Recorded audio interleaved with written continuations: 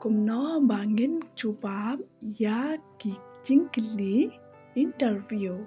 Lada apio chừng mình tối na kaneka video wanam glad and share, like and subscribe ya kaneka channel. Wanam glad ro ban page step by step knang ba video chừng mình tối. Takatahi ngin sa sedang no. Ale ngini page kaneka ching hikai.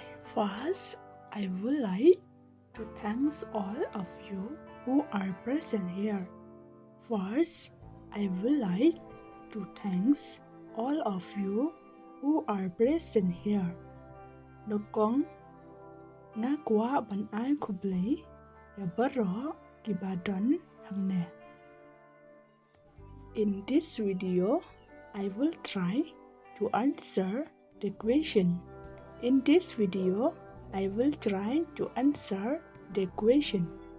Ha kane ka video ngan persyang ban jubab ya jingkylli. Suppose if you are selected for a job, how would you answer the question? Suppose if you are selected for a job, how would you answer the question? Sumudol lada pisha jet ban yo ya kakam kumno pin jubab ya jingkylli. Most of us we didn't got a chance to go for coaching like others. Most of us we didn't got a chance to go for coaching like others. Bốn na padeng jongi ngim yo lan ban lech sha hikai pentabit kum kiwe. Bốn na padeng jongi ngim yo lan ban lech sha hikai pentabit kum kiwe. But we learn ourselves by reading books, newspaper, social media, etc. But we learn ourselves by reading books, newspaper, social media, etc. Hân rei nghi nắng hi da la de da kaba nghi kre kot ule kot kubor kachuk stat manta bat kiway. Tell me about yourself.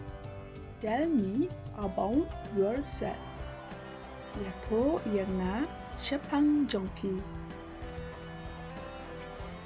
House will be answer. House will be answer. Kumno ngin juba. I teach you in my own understanding. I teach you in my own understanding.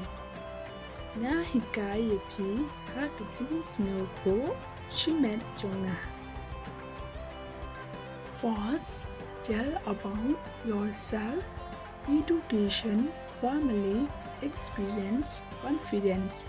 First, tell about yourself, education, family, experience, confidence.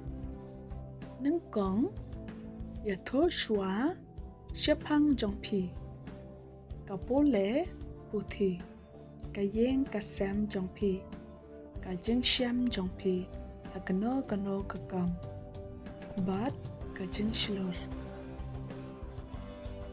Why do you want this job? Why do you want this job? Balay hikwa ya kane ka kam.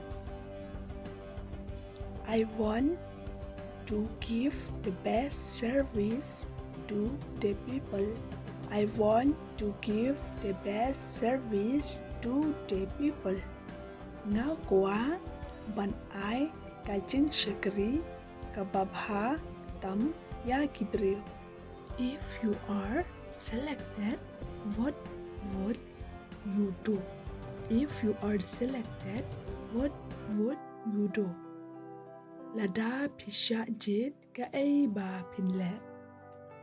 I try to obey the rules to be punctual and sincerity. I try to obey the rules to be punctual and sincerity. Ngan persyang ban kongo ya ki an ki kendon ban long uba biang por bat uba khoj.